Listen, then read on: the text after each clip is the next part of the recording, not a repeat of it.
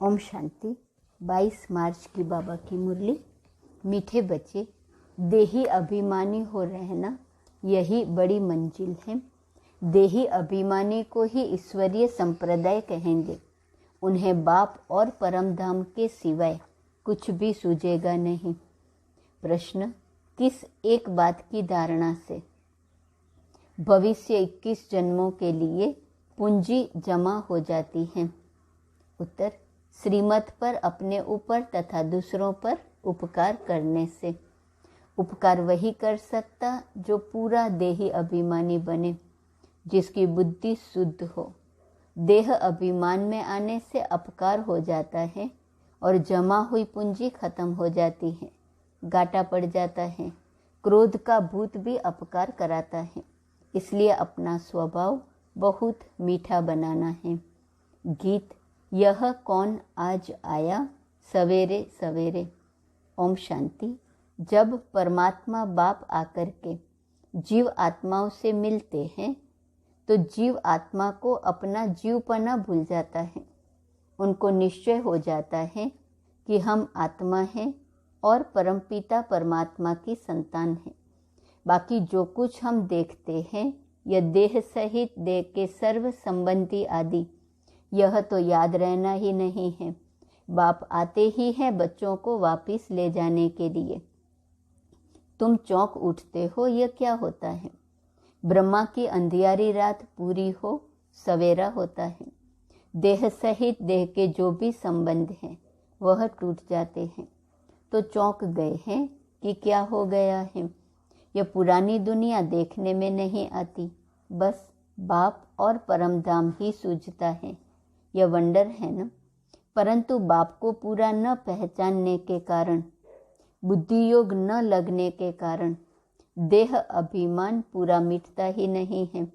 उनको हम बंदर संप्रदाय कहते हैं। जब देही अभिमानी बने तब ईश्वरीय संप्रदाय कहे।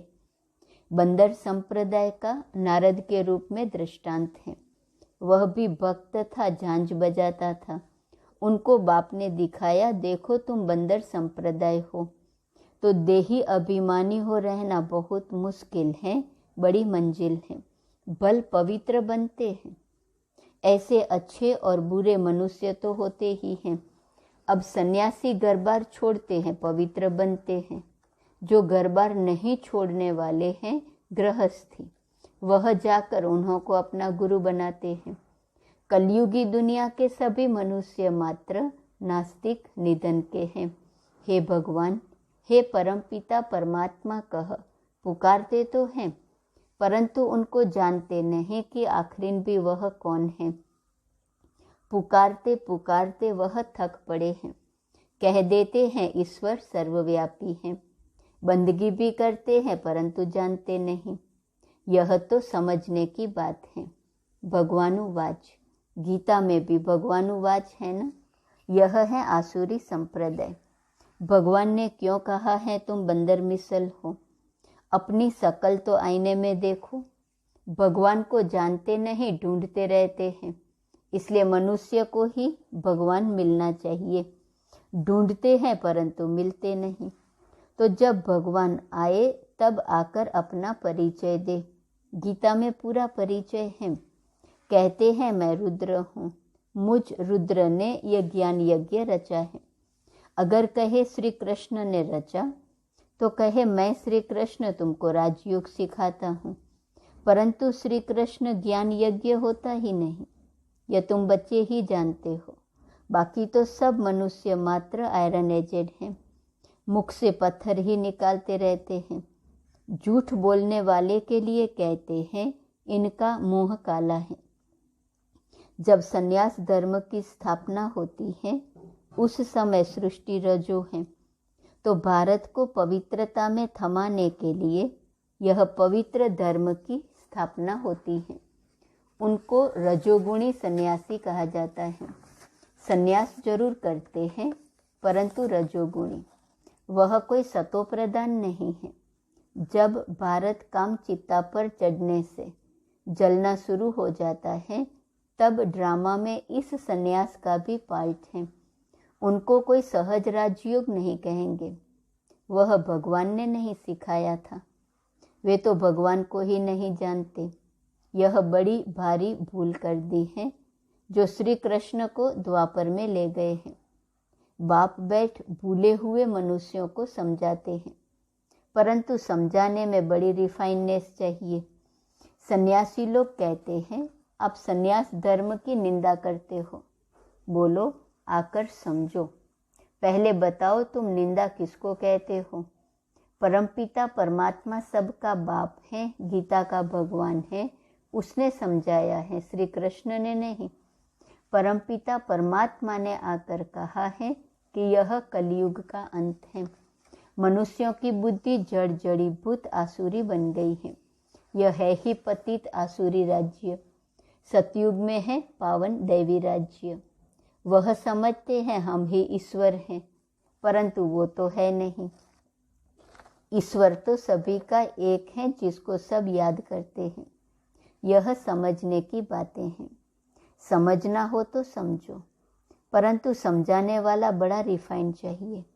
जिनमें क्रोध का भूत होगा वह क्या समझा सकेंगे? क्रोध का भूत, मोह का भूत, लोभ का भूत, छोटे बड़े भूत तो होते ही हैं।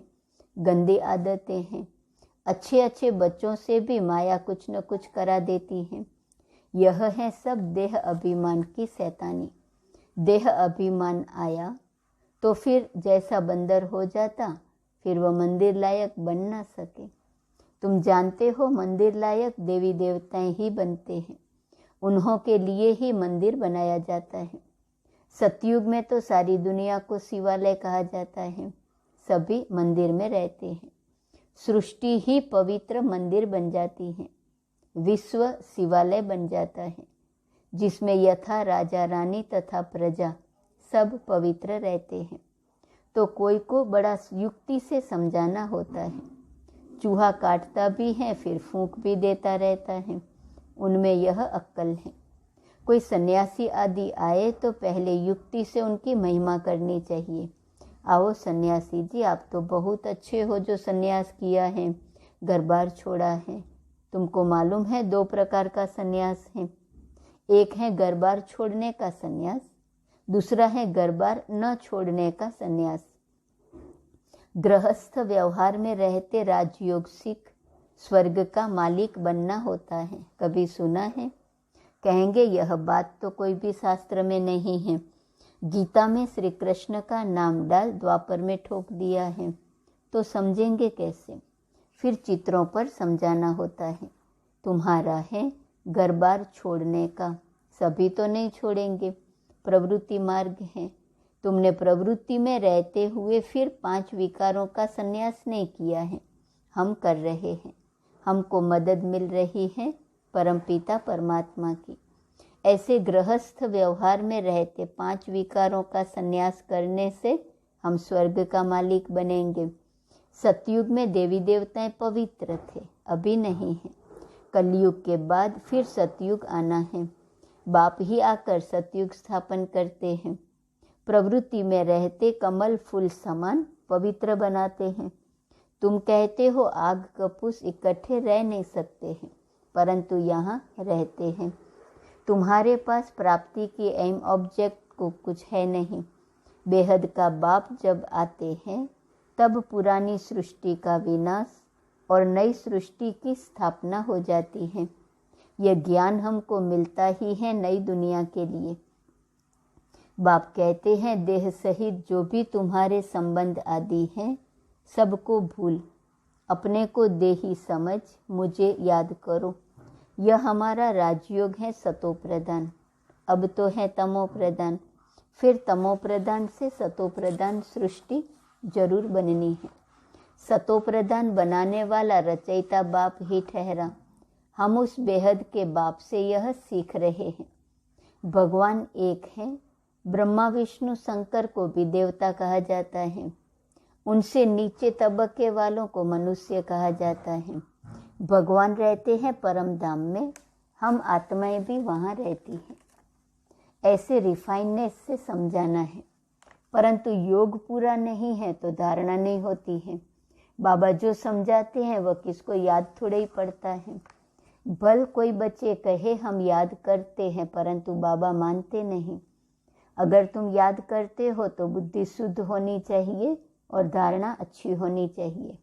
धारणा है तो फिर करानी भी है, उपकार करना है। तुम जानते हो बाप आकर सब पर उपकार करते हैं। माया रावण अपकार करते हैं। बाप आकर एक ही बार इतना उपकार करता है जो 21 जन्म हमारा उपकार हो जाता है। उपकार कहो अथवा कृपा, आशीर्वाद आदि जो कहो, द्वापर में फिर अकृपा शुरू हो जाती है। रावण अपकार करते हैं। श्रीमत से ही तुम कोई का भी उपकार कर सकेंगे। फिर देह अभिमानी बना तो अपकार करना शुरू कर देंगे।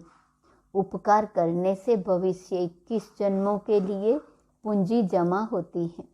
अपकार करने से जो जमा हुआ होता वह भी खत्म हो जाता है।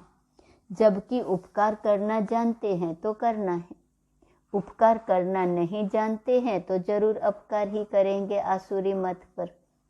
मनुष्य हर एक दो पर अपकार ही करते हैं, काम कटारी चलाते हैं। बाप को भूला, उपकार करना भूला तो वह फिर अपकारी जरूर बनेगा। सेकंड में उपकार, सेकंड में फिर अपकार कर देते हैं। अच्छे अच्छे बच्चे कितने उपकारी थे, उपकार करने की शिक्षा जानते थे। अपने ऊपर भी उपकार करते थे तो औरों पर भी करते थे। फिर माया के चक्र में आकर भागंती हो गए, अपकारी बन पड़े। कितना अपकार करते हैं। मनुष्य समझते हैं कुछ तो होगा जो भागे हैं, हम फिर कैसे जाएं। उल्टी सुल्टी बकवास जाकर करते हैं। गोया जो उपकार करके खाता जमा किया, सो फिर अपकार करके अपने खाते को मिट्टी में मिला दिया। ऐसे बहुत हुए हैं और होते रहेंगे। देखो, जिसने उपकार किया वही फिर देह अभिमान में आने से अपकारी बन पड़ा। मनुष्य मनुष्य पर अपकार ही करते हैं। उपकार कोई कर न सके जब तक श्रीमत पर न चले। अपकार कराने वाली रावण मत हैं। अभी अभी श्रीमत, अभी अभी रावण मत पर चल पड़ते हैं। क्रोध का भूत आया और अपकार कर लिया। बाप पर अपकार का कलंक लगा दिया, निंदा करा दी। बाप क्या कहेंगे। ईश्वरीय औलाद ऐसे होते हैं, वह फिर दिल से उतर जाते हैं। कोई का भूत निकल जाता है तो फिर महिमा भी करते हैं। क्रोध बहुत खराब है, इसलिए बाबा हमेशा कहते हैं मीठे स्वभाव वाले बनो। क्रोधी टेम्पर अर्थात क्रोधी स्वभाव अज्ञान है। बाप समझाते हैं ममत्व को बिल्कुल छोड़ना है। ममत्व टूटते टूटते जब अंत का समय आएगा तब संपूर्ण बनेंगे। रेस है ना। बच्चे जानते हैं मम्मा बाबा पहले पहुंचते हैं तो उनकी मत पर चल फॉलो करना चाहिए, धारणा करनी चाहिए। माँ बाप के दिल पर चढ़ेंगे तो तख्त पर भी बैठेंगे। अपने से पूछना है कि हम लक्ष्मी को वरने अर्थात माँ बाप के तख्त पर बैठने लायक बने हैं। अगर समझते हैं हमारे में क्रोध है तो वह कभी दिल पर चढ़ न सके। न भविष्य में महाराजा महारानी बनेंगे। कदम कदम श्रीमत पर चलना है। अगर ट्रेटर बन पड़े तो जाकर चंडाल बनेंगे। हूबहू कल्प पहले वाली बातें बाबा रोज रोज सुनाते रहते हैं। उनमें कहाँ भी फर्क नहीं पड़ सकता। कितना ज्ञान का नशा रहना चाहिए। परंतु जो सर्विस पर होंगे उनको रहेगा। जो जैसी सर्विस करते हैं उनको फल जरूर मिलता है। नंबर 1 है नॉलेज देना। उसमें बहुतों को सुख दे चक्रवर्ती बनाना है। औरों को बनाएंगे। सर्विस की युक्तियां तो बहुत अच्छी बताई जाती हैं। कहाँ भी सर्विस हो सकती है। फिर करके 100 में से 1 जगेगा। मेहनत का काम है। ऐसे ऐसे रात दिन बाबा का विचार सागर मंथन चलता है। अनेक प्रकार के विचार चलते हैं। कितने विघ्न पड़ते हैं। विश्व को पवित्र स्वर्ग बनाना है, उसके लिए अथाह ख्यालात चलते हैं। ख्यालात करते करते रात से सुबह हो जाती है। इसलिए गाया हुआ है, नींद को जीतने वाले। बाबा को कभी कभी तो नींद ही नहीं आती। बच्चों को विश्व का मालिक बनाना है तो इतना फिक्र रहता है। तुम बच्चों को भी इतना फिक्र रहना चाहिए कि हम श्रीमत पर कहाँ तक चलते हैं। बाप दादा संग हम बच्चों को ही कुल्हा अर्थात कंधा देना है, सारी पुरानी दुनिया को रवाना करना है। अच्छा, मीठे मीठे सिकीलदे बच्चों प्रति माता पिता बाप दादा का याद प्यार और गुड मॉर्निंग। रूहानी बाप की रूहानी बच्चों को नमस्ते। रूहानी बच्चों की रूहानी बाप को नमस्ते नमस्ते नमस्ते। धारणा के लिए मुख्य सार, पहली पॉइंट, कभी भी रावण की मत पर चल।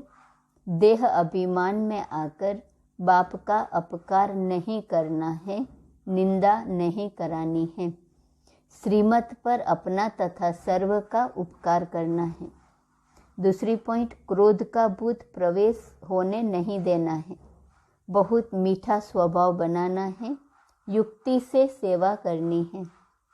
वरदान, संपर्क में आने वाली आत्माओं को सदा सुख की अनुभूति कराने वाले मास्टर सुखदाता भव। आप सुखदाता के बच्चे मास्टर सुखदाता हो, इसलिए सुख का खाता जमा करते रहो।